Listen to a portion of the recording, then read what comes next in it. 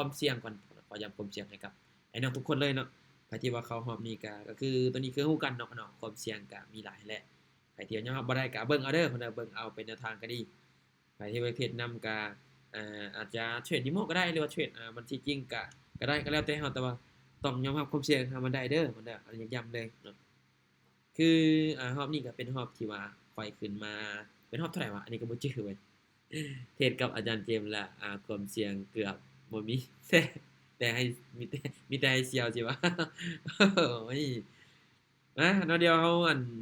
มาวิเคราะห์นำกันเนาะมื้อนี้นี่เป็นรอบนี้เป็นรอบที่ว่าพิเศษนิดหนึ่งเนาะรอบนี้ก็คือกันสิเว้าก็เก็บกำไรอีกนิดหนึ่งสำหรับของข้อยเด้อจะเก็บกำไรจัก25%ของต้นทุนพอแล้วบ่เก็บหลายดอกโอเคเดี๋ยวเราจะเริ่มวิเคราะห์นำกันเด้อเพิ่นเด้อแต่ละคนถือว่าเข้ามาก็พอสมควรเนาะ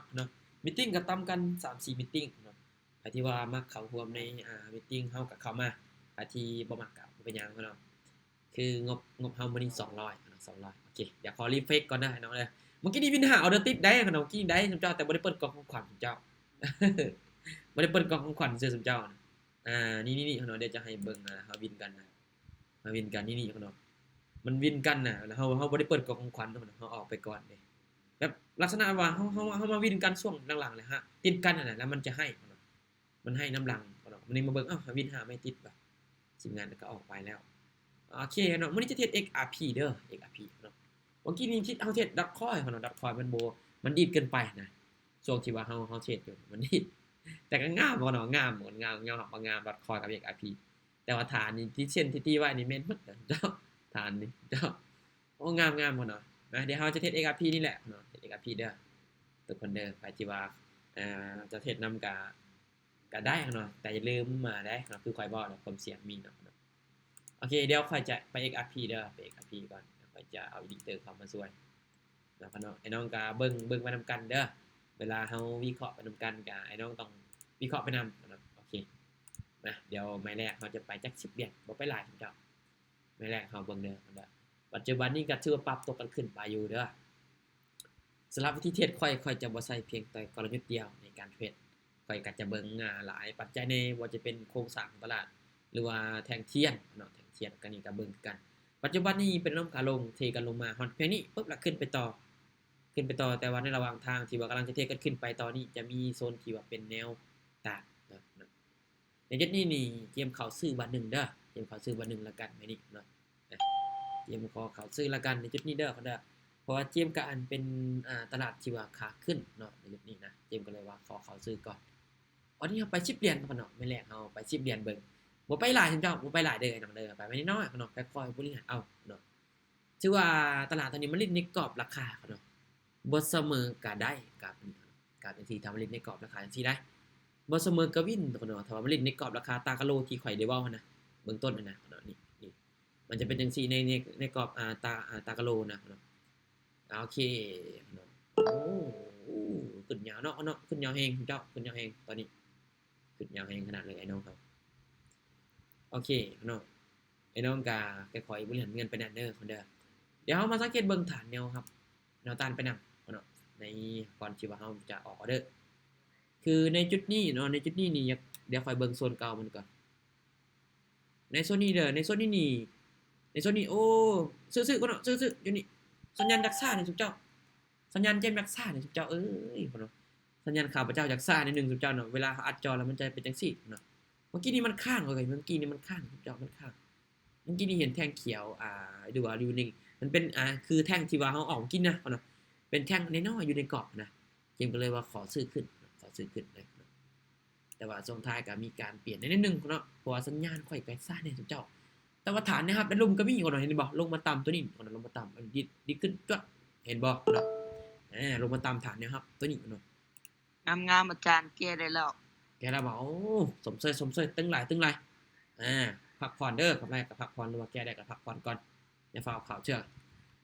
ในตอนนี้ก็มีฐานมันยุกมันยักอยู่ตอนนี้เด้อตามที่ค่อยเบิ่งเด้อตามที่ค่อยเบิ่งแม่นี่ค่อยจะซื้อขึ้นอีกบัตร1เด้อแม่นี่ค่อยจะซื้อขึ้นแล้วกันอีกบัตร1แม่นี่ไผที่ว่าวิเคราะห์แตกต่างกันก็ส่วนได้เนาะส่วนได้ทุกเจ้าส่วนได้ไผที่วิเคราะห์คือกันก็ตามเนาะต่างกันเลย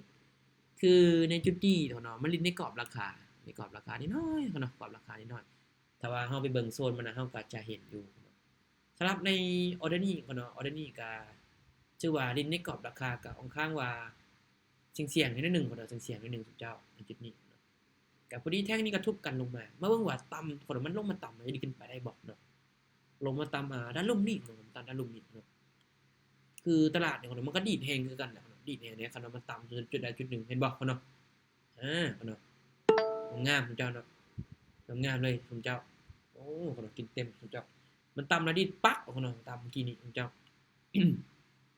มาคนเดียวเฮาเข้ากันอีกเด้อคนเดียวเข้ากันอีกเด้อทุกเจ้าเนาะสำหรับในวิธีเทรดเฮานี่พยายามเบิ่งฐานนะครับหน้าตาให้มันได้หลายเพราะว่าอันนี้เกคลิปลงไปแล้วเนาะแต่ละคนก็พยายามสังเกตเบิ่งเด้อเนาะ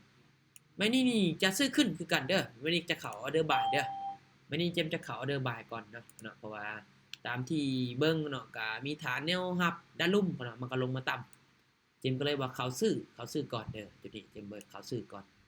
ในจุดนี้เนาะชื่อว่าในตอนนี้ก็มันก็มีฐานทั้งฐานรับและฐานต้านที่ว่าใกล้เคียงกันแล้วเฮาจู้ได้จังได๋ว่ามันสามารถกดราคาหรือว่าเด้งราคาขึ้นไปแล้วเด้งราคาลงมาได้เฮาก็ต้องไปเบิ่งแหละเนาะฐานเนี่ยฐานคือเจมได้เว้าพื้นฐานไอ้น้องต้องมีได้เนาะตัวนี้ได้สำคัญเนาะสำคัญพื้นฐานไอ้น้องตัวนี้ต้องทำความเข้าใจให้มันได้เลยเนาะ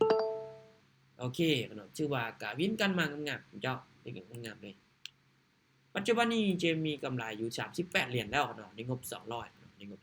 200ก็ชื่อว่าบินกันมางามๆรัวเลยเนาะโอเคเดี๋ยวเฮาเข้ากันต่อไปอีกเนาะแทงตัวนี้เนาะแทงตัวนี้ส่วนมีฐานอยู่ด้านเทิงเนาะมีฐานด้านเทิงอยู่ได้มีฐานด้านเทิงแต่ว่าเจมอ่านจะเป็น3เขียวซื้อเด้อเจมจะซื้อเด้อไม่นี่เจมจะซื้อขึ้นละกันเด้อไม่นี่เนาะพอเจมอ่านนะครับตัวนี้ตอนนี้นะเจมอ่านว่ามันจะเป็น3เขียวเนาะ3เขียวเลยเจมก็เลยว่าเขาซื้อละกันในออเดอร์นี้เนาะใครที่ว่าอ่านมันแตกต่างกันก็อาจจะสวนเนาะอาจจะสวนกันเด้อคนเด้อใครที่ว่าอ่านคือกันก็อาจจะตามได้เนาะคือฐานในปัจจุบันนี้ก็มีหลายพอสมควรเนาะตามที่ว่าเฮาเบิ่งคือเจมซื้อมันจะมี2ปัจจัยที่เจมซื้ออันที่1ก็จะเบิ่งแนวโน้มตลาดมันเป็นการขึ้นเนาะอันที่1และอันที่2ก็จะเบิ่งแท่งเทียนที่ว่ามันเป็น3เขียว3เขียวเจมก็เลยว่าเข้าในจุดนั้นเลยเนาะเจมก็เลยว่าเข้าในจุดนั้นเนาะก็ชื่อว่าวินกันมางามๆเนาะเป็นงามเลยเดี๋ยวเฮาเข้ากันอีกเนาะไม่นี่เนาะตลาดปัจจุบันนี้ก็จะลงมาตามฐานอยู่ดันนะครับด้านลุ่มเนาะถ้าปิดแดงขึ้นเขียวแน่นอนบางเดือนในจุดนี้เนาะในจุดนี้นี่เจมจะซื้อขึ้นเดี๋ยวก่อนเด้อเจมซื้อขึ้นเลยเด้อมานี่เนาะเจมเข้าออเดอร์บายเด้อเจมขอเขาซื้อเลยในจุดนี้เนาะเจมขอเขาซื้อเลยเนาะโซนี้เนาะแท่งตัวนี้เนาะมันลิ้นในกรอบราคาเนาะถ้ามันเป็นจังซี่นี่โอกาสที่ว่าจะเสี่ยงก็ยังมีอยู่คนเจ้าเด้อเพราะว่าตามที่เฮาเบิ่งนะตามที่ว่าเฮาเบิ่งที่ผ่านมาเนาะมันจะลิ้นในกรอบตากะโลที่เฮาเว้านะในราคาหรือว่าสินค้าที่ว่าเขาเจ้าตั้งคือคมจำนวนนึงแล้วก็อีกมีกลุ่มคนอีกนึงนะที่ว่าเขาเจ้าท่าเทราคาในจุดนั้นนะมาเบิ่งว่าแท่งนี้มันจะขึ้นไปบ่หรือมันจะปิดแดงเด้อจุดนี้โอ้ชื่อว่าขึ้นไปงามเนาะขึ้นไปงามๆเลยทุกคนเนาะชื่อว่าวินกันมาหลายไม่ตึกแล้วเนาะเฮาก็ได้เฮาออกกันจักไม้เลยทุกเจ้าเฮาออกกันเนี่ยเฮาออกกันจักไม้ทุกคน1 2 3 4 5 6ไม้ติดคนเนาะฟู้คนเนาะ6ไม้ติดเฮาเนาะวินกันเจ้าเนาะทำเนี่ยทำงามๆเลยทุกคนเนาะเดี๋ยวไม้นี่เด้อไม้นี่นี่โอ้คนเนาะไม้นี่เจมจะขายบัดนึงเด้อเจมขายบัดนึงไอ้น้องเจมขายบัดนึงเด้อไม้นี่เจมเข้าขายบัดนึงละกันไม้นี่เนาะไม้นี่เจมเข้าขายบัดนึงเด้อแต่ละคนก็อาจจะตามได้ส่วนได้ทุกเจ้าตามได้ส่วนได้เด้อไอ้น้องเฮาก็บ่ว่ากันเนาะแต่ละคนก็มีเทคนิคเป็นของตัวเองอยู่แล้วแต่ว่าในจุดนี้นี่เจมเห็นตลาดมันขึ้นไปตามโซนตัวนี้เนาะโซนที่ว่าเจมตีเส้นไว้แหละเนาะโซนที่ว่าเจมตีเส้นไว้นะเจมก็เลยว่าขอขายละกันเนาะเบิ่งว่าแท่งนี้มันจะมาเป็นแท่งแดงได้บ่เนาะเพราะมันก็ขึ้นเขียวมาหลายแล้วเนาะโอกาสมีพักโตก็มีอยู่เดี๋ยวแท่งนี้โอเคเนาะถือว่าวินกันมางามๆเนาะไอ้น้องเฮาก็น่าจะมีกำไรภายที่ว่าตามเฮานะเนาะภายที่ว่าตามเจมก็น่าจะมีกำไรหลายเลยแหละเจ้าเจมเชื่อว่าเลยแต่ละคนกำไรหลายตีแต่ละคนน่ะกำไรหลายตี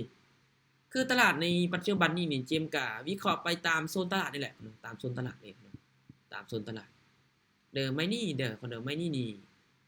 เจมขายบัดนึงเด้อเจมขายบัดนึงไอ้น้องเจมขายบัดนึงแล้วกันเนาะ3แดงเนาะเจมอ่านว่า3แดงเด้อเนาะนี่ก็ ก็คือในจุดที่ว่าเจมอ่านว่า3เขียวนั่นแหละเนาะก็คือเจมจะอ่านในแท่งตัวนี้ก็จะเป็น3แดงเนาะเจมก็เลยว่าเข้าข่ายแล้วกันในไม่นี้เนาะไผที่ว่าวิเคราะห์แตกต่างกันก็ส่วนได้เนาะส่วนได้เนาะส่วนได้เลยเนาะเพราะว่าอีกอย่างก็ฐานแนวต้านด้านเชิงก็ถือว่ามันขึ้นไปต่ำแล้วก็แท่งที่ว่าอันที่เฮาวิเคราะห์เนาะคนเมื่อกี้มันจะเป็นแท่งที่ว่าจงไซด้านเทิงก็คือมันขึ้นไปต่ำแล้วกันลงมาปิดแดงเนาะเจมก็เลยว่าขายลงมางามๆเนาะโอเคเนาะใครที่ว่าเทรดตามเป้าก็หยุดได้น้องเด้อหยุดได้ผมจะใครที่ว่าเทรดกันได้กำไรแล้วก็หยุดกันเด้อสำหรับในรอบนี้ที่ว่าเจมเองวิเคราะห์นะเจมก็วิเคราะห์ตามตลาดนะครับอินดิเคเตอร์ก็ส่วนหนึ่งคนแต่ก็บ่ได้ 100% ขนาดนั้นเนาะแต่ก็บ่ได้ 100% ขนาดนั้นคุณเจ้านะเดี๋ยวเฮาจะเข้าไม้นี้อีกเด้อนะเฮาเข้าไม้นี้กันไม้นี้นี่เจมจะซื้อขึ้นเด้อเจมซื้อขึ้นเนาะโอ้เอิ้นซ่าคนขออภัยคนขออภัยเด้อขออภัยคุณเจ้าไม้นี้เอิ้นซ่าเนี่ยคนขออภัยนี่บ่มีคนออกนำตีไม้นี้ทันอยู่บ่มีคนออกนำตีคุณเจ้ามีคนออกนำว่ะออกอาจารย์ออกไอ้น้องอย่าไปไม่ใหญ่เด้อไอ้น้องค่อยๆบริหารเงินเอาเด้อทุกคนเด้อสำคัญก็อยากให้น้องเน้นบริหารแหละเนาะสำคัญก็ได้แล้วก็เบิ่งภาพรวมตลาดแล้วก็วิเคราะห์ไปนำกันเนาะวิเคราะห์ไปนำกันเลยเนาะใครที่ว่าเข้าหัวนำกันก็เดี๋ยวเจมลงคลิปก็ไอ้น้องก็อย่าลืมไปคอมเมนต์เด้อคนเด้อซึ่งว่าเฮาก็วินกันมาหลายไม้เติบเนาะ7มัน10ไม้ติดเนาะทุกคนเฮาวินกันนะทุกเจ้ามื้อนี้เนาะว้าคนโหดจัดคนมื้อนี้ทุกเจ้าเนาะในรอบอัน9โมงเนาะรอบ9โมงรอบ9โมงเฮาวินกันจากไม้ไอ้น้องวินกันจากไม้ทุก บ่ เจ้า แน่นอนอะดีอาจารย์ แน่นอนเลยว่ะ กำไรสหเหรียญเหรออาจารย์ ก็ไล่เศร้าสหาเรียนอาจารย์ สหเรียนเลยว่ะ สุด สหา อ๋อตึงหลายกำไรแล้วเนาะ สุดเลยสหเหรียญอาจารย์ กดปิดอาจารย์กด2ออเดอร์ลง10เดือนเลย ดีตะวินเนาะดีตะวินเดี๋ยวคันว่าวินนี่มับเลยนะ แม่นต้นช่วงมันดีนเด้อาจารย์ เดี๋ยวเฮาเบิ่งกันเด้ออันจักไม้1 2 3 4 5 6 7พุ่นเนาะ8พุ่นเนาะ9เนาะ9ไม้บ่พุ่นเนาะ9ไม้ มัน เนาะ ครบ10ไม้ 10ไม้ คร ว่ะ บ10ใหม่เลยอาจารย์ครบ10ใหม่เลย 9ไม้ติด10ไม้ติดทุกคนเนาะมันก็สิเกินกันไปที่สุดเจ้าเนาะแล้วก็ของขวัญแล้วจังซี่สุดเจ้ามาคนเดียวเฮาจะออกมานี่ละกันนะคนเด้อเดี๋ยวเฮาออกมานี่ละกันนะถ้าว่าวินไม่ได้เฮาก็คบกัน10ไม้ติดพุ่นเนาะนะเนาะค่อยจะเป็นคนแรกแล้วซั่นน่ะ ใน IBC เดี๋ยวก่อนเนาะพุ่นเนาะมาเดี๋ยวไม้นี้เด้อไม้นี้เดี๋ยวไม้นี้เฮาเข้ากันนำกันเด้อไผที่ว่าจะ มื้อ เทร อื่ ด น นำ อา กั จารย์มีหอบเซาบ่ มีฮอบเซาก็มีเนาะโอเคไม้นี้นี่เจมจะซื้อขึ้นเด้อไม้นี้เจมขอเข้าซื้อขึ้นละกันเด้อพุ่นน่ะไม้นี้เจมเข้าซื้อขึ้นพุ่นเนาะเพราะว่าเจมยังอ่านกราฟว่ามันเป็นโซนที่ว่าลิ้นในตากะโลน้อยๆนะเนาะคือเจมได้เว้านั่นแหละเนาะตลาดจังซี่นี่ในตลาดลิ้นในราคาที่ว่าจุดเก่าของมันที่ว่ามันเคยลิ้นนะเนาะเนาะไอ้น้องสังเกตเบิ่งโซนที่ว่าเฮาเข้าก็ได้เนาะเฮาเข้าก็ได้นี่เนาะโซนที่ว่าเฮาเข้านี่มันจะเป็นจังซี่เนาะเจมก็เลยว่าเข้าซื้อเลยเนาะในจุดนี้เนาะในจุดนี้โอ้เนาะขึ้นยาวขนาดจุ๊จ้าเนาะป้าติโธเนาะโอเคทุกคนคุณซิปมาติดทุกคนเนาะ กำไร34เหรียญ โอ้สุดจัดเนาะไปซิปมาติดทุกคนเนาะ ยาว รุ่นแห้งอะดี คนสุดจัดพลังปอกน้องเฮามื้อนี้ บทแห้งที่น้องทาแต่เว้นเลยอาจารย์ แม่น่ะ รุ่นแห้ง มื้ออื่นสิทานอาจารย์แล้วจันนี่น่ะ เฮ้ยดูกันว่าอีกซั่นอีกแล้ว โอ้พวกเจ้ากันลังฮู้ว่าทาแต่อาจารย์ทาแต่อาจารย์แต่วินใหม่ โอ้กำไร60เหรียญ นอน โอ้จิโชสมเชยทุกคนเนาะ10ไม้ติดทุกคนเนาะพ่อโชเฮาออกกันแบบ ๆคนแรกเลยอาจารย์คนแรกเลย เขาบอกนี่ได้ ปลาหมึกซีอาจารย์ปลาหมึกตื้อก ำไร70ทีมงานเฮาตึงแท้เดี๋ยวเฮาเปิดกองขวัญนำกันเด้อก ำไรจะพลิกอาจารย์นี้ แล้วเปิดกองขวัญนำกันไอ้น้อง มันโหดเกิน โอ้ XRP เนาะ XRP เนาะเทรดเนาะ อาจารย์เจมส์จิอาจารย์เจมส์จิ ด้วย ของควันเลยช่วยของควันเลย ของขวัญโอเค ก็ช่วยเลย โอเค เดี๋ยวลุ้นกองของควันนะอาจารย์ป่ะ มาเดี๋ยวเดี๋ยวเฮามาลุ้นนำกันเด้อเนาะเดี๋ยวเฮาลุ้นนำกันไอ้น้องเฮาโอเค แค่นี้ โอเคเนาะมาเดี๋ยวเฮามาเปิดกล่องของขวัญเนาะเนาะซึ่งว่าเฮาก็วินกันมาหลายไม้10ไม้ติดตัวก่อนเนาะโอ้ my god กำไรเกือบอร่อยโอเค อาจารย์ เดี๋ยวเฮาเปิดกล่องของขวัญเด้อเดี๋ยวเปิดกล่องของขวัญไอ้น้องเขาเด้อ มาเหรียญแน่นอน มาเนาะเดี๋ยวไม่นี่เดี๋ยว ได้ เด้อ 10เหรียญ 10เหรียญเลย10เหรียญเลยของกันนี่ โอเคพี่น้องมานับช่วยกันเด้ทุกคนปักของกัน10ไม้ติดเฮานี่นับช่วยเด้ ร้อยเหรียญ 3 3 2 2 1โอเคติ๊ง13เหรียญทุกคนเนาะโอ้โห วิน โอ้ แดง พี่น้อง ๆ ว้าโฉโหดจัดไอ้น้องของมื้อนี้พี่น้อง รวมๆแล้ว80กว่าเหรียญเลย กินเต็มเด้ทุกคนเนาะมื้อนี้พี่น้องว้าฟู้ยพี่น้อง ไม่เอาไม่พอดีครบ40เหรียญ ไอ้แต่คนพอแล้วกำไรพอแล้วกำไรก็ได้ น้องพันตีนี่อาจารย์พันบ่น นะ 10เหรียญ พัน ติด สิวะ 10ใหม่ติด เฮาวินกันมันล้วนแล้วกันเนาะในสุดนี้กันเนาะมันดีดในช่วงที่ว่ามันลงมาคือแท่งตัวนี้เนาะก็ดีดวินแม่นบ่เนาะแท่งตัว แม่ นี้ นๆอาจารย์ มันลงมาต่ำผ่านแล้วก็ดีดตับขึ้นเนาะโอ้ชื่อว่าตลาดปัจจุบันนี่คือเด้อคนเด้อเดี๋ยวเจียมเนี่ยเจียมจะบอกให้เดี๋ยวเนาะเวลาไอ้น้องเข้าเทรดเนี่ยถ้าว่าเจอตลาดมันสวิงจังซี่ถ้ามันเป็นเทรนขาขึ้นไอ้น้องลองตามเทรนเลย ตามเทรนให้จังเจ้าตามเทรนเลย แล้วก็แล้วต้องเบิ่งฐานหน้าตาไปนำสำคัญเด้อ ตามเทรนซื้ออย่างเดียวบ่อาจารย์ บ่แล้วก็เนาะมันก็คันสิว่า มันก็บ่แม่นซั่นสำคัญก็คือก็คือแบบตามเทรนก็คือลักษณะว่า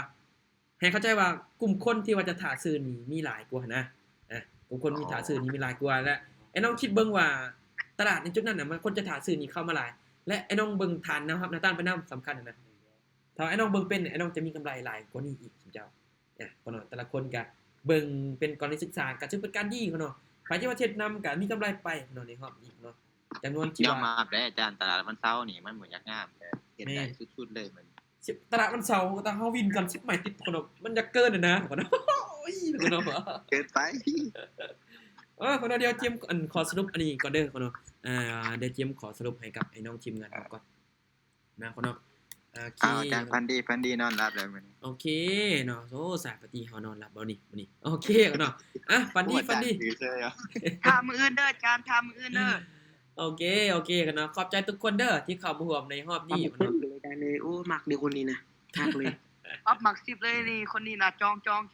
แม่นะ แมนไปเอาด้วยคอยจอง โอเคกันเนาะ เอาลาเด้อเจอกันมื้ออื่นจาน โอเคกันเนาะแต่ละคนเดียวเฮาพอกันเนาะคนเนาะเดี๋ยวมื้ออื่นเฮาพอกันใหม่เนาะ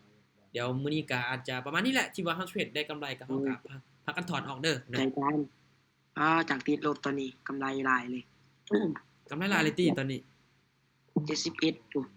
โดนอนหลับฝันดีเลยว่าซั่นโอ้ตึงหลายกิ้งหลายทุกคนเนาะ ใจจาน อย่าลืมถอนเด้อโอเคคนเนาะเดี๋ยวเฮาพบกันเนาะคนเนาะ thank you เดี๋ยวพบกันเด้อคนเด้อขอบใจหลายๆเนาะฝันดีส่งมารับรวยทุกคนเด้อโอเคบ๊ายบายสุดเจ้าบ๊ายบายเดี๋ยวพบกันอีกเทื่อนึง